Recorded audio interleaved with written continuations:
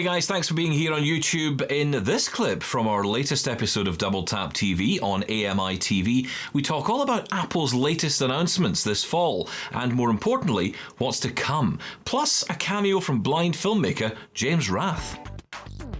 The latest tech. People love iPhone, and it's an important part of our daily lives. Interviews. You see far too many products that come on the market that you look at that you say, was a blind person ever even consulted for something like this? Accessibility. The most interesting thing over the last couple of years is the emphasis on gaming and accessibility. This is Double Tap TV.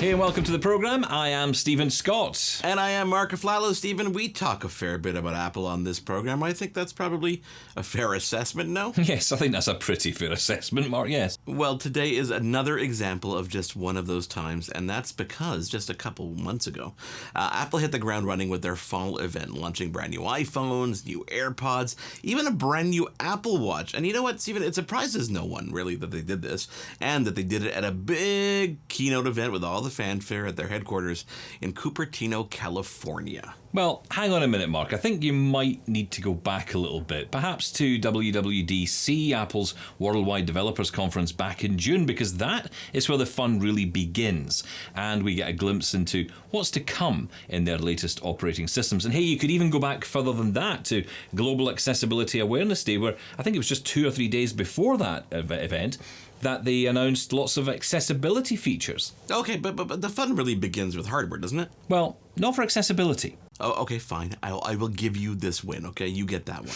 And, okay, but I think it's also important to get a first-hand perspective about WWDC and specifically accessibility over the years. Now, I had a chance to catch up with our good friend, blind filmmaker James Rath, and we talked exactly about that. Accessibility had there was a accessibility mixer, where people could come and, have drinks, network, and chat in a little area at the convention center, which had some attendance, but it has grown immensely, I think, with the awareness, with the participation, and just the overall enthusiasm and advocacy from allies, which is very important, right? It's like, it's not just developers with disabilities who are there and doing really cool things.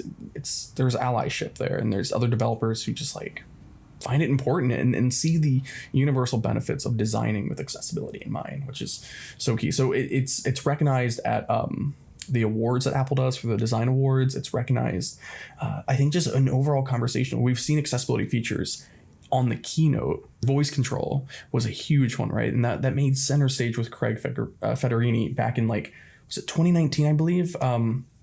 It was just such a big moment. And even live text, I consider live text an accessibility feature. Now, one of the other things that came up more specifically to this year's WWDC, Mark, is that James got a feeling something was missing. Like they wanted to announce something that got cut. But the interesting thing I thought was, okay, after the keynote, they had media go to the Steve Jobs Theater, get hands-on, and it was just the MacBook Air everywhere. And it just filled up the entire room. It made me think, was there something more that was maybe planned months ago to be here? Because it does feel super underwhelming. No offense to Apple. I mean, the demo was great, but it was very underwhelming to just have a MacBook Air smack down everywhere, to the point where they even filled it up with more demos of the Mac Studio, hands-on with things that are already out. But it wasn't software. They weren't running macOS Ventura. They were just hey, you want to see Final Cut running on the Mac Studio? I could do that at home or at the Apple Store. Stephen, I find that super interesting because, we're not there in person, and James, of course, was. So we're not lucky enough to get the in-person invite just yet. But from our vantage point at home, it seemed like everything was as it should be, good announcements, good flow, good stuff in software, not something missing. But you know what? We're going to get the software a little bit later on today's show. We're also going to get a demo of the new iPhones. Maybe I'll even unbox one because there's one that I actually haven't opened yet, or maybe even two.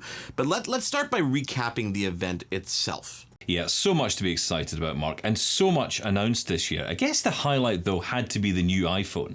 People love iPhone, and it's an important part of our daily lives. So let's take a look at the new iPhone. A video plays. In a black space, purple, green, blue, and red balloons fill slowly. They bounce and expand, pressing precariously into each other within the edges of an iPhone. The pressure forces a second, larger iPhone to pop out from the first. Now, the two sizes of iPhone in midnight, starlight, blue, purple, and product red dance. Abstract orbs flaunt their colors, while widgets display on the iPhone's lock screens. The iPhones form two concentric circles and rotate. Two hands pull iPhones from the collection and showcase their huge displays in striking colors. As you can see, we're going big with iPhone 14 and even bigger with iPhone 14 Plus. You know, Stephen, I'd argue that, and I was pretty excited about the new Apple Watch Ultra. We set out to create an Apple Watch designed specifically for exploration, adventure, and endurance. This has been years in the making, and we can't wait to show it to you. A video plays. A grooved knob rotates in shadow. Light traces its edges, then it locks into place. A huge piece of glass lowers to a bright light. Wanted for hazardous journey. Lightning flickers on the glass and a screw is set. Long months of complete darkness. An Apple Watch moves through fog. Bitter cold. Violent ice hits the glass. Constant danger. Water hammers across a long orange side button and speaker. Safe return. Ice cracks apart on a digital crown. Doubtful. Water pools across the glass. Honor and recognition in case of success.